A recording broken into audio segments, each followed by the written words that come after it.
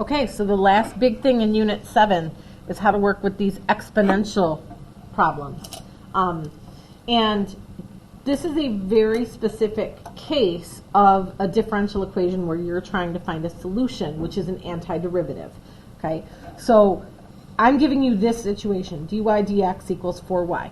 Realistically, I could not give you any of this other information, and I could have taken this problem and put it on the first page of the review and said, you know, can you solve this thing by doing separation of variables? And you could, okay?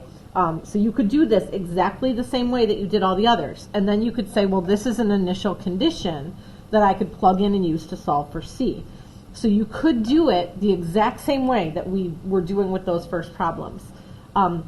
We did a theorem in class that talked about this specific scenario. When you have a derivative equal to something times the y value, not the x, but times the y value, the antiderivative is always going to come out the same way.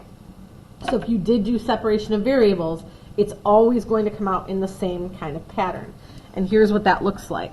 So when you have dy dx equal to something times y, the solution to that, or the antiderivative of that, is always going to be y equals c times e to the power of k times x.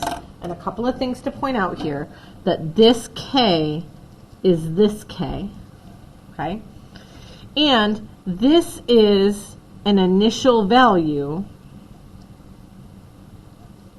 because if you think about what we know about exponential functions, this is the number that's going to be left when x is equal to 0. So in a situation like this where I tell you what y is when x equals 0, that's really helpful, because this is just telling you this is my c value, okay? And this is my k value. So an expression for y, that's a solution, right? That's a what does y equal? This is what I'm looking for here. And so my solution is just going to be y equals c, which is 4, e to the power of my k value times x. That's it. So this is meant to be a big leap so that you don't have to go through the separation of variables every time. If you forgot that, or if that doesn't make sense to you, then go do the separation of variables and you would get the exact same thing, okay? But this one here, dy dx equals negative 3y, this is my k, and initial condition, again, what I'm looking for is when x equals 0. If I didn't have x equal to 0, I would probably have to plug in for x and y and then solve for what that c value was. Maybe better to point up here.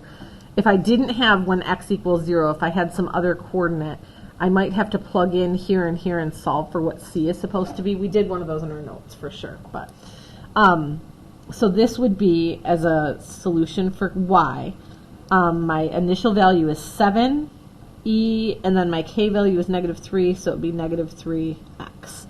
Those ones should be quick and easy, and pick the right answer and go, okay?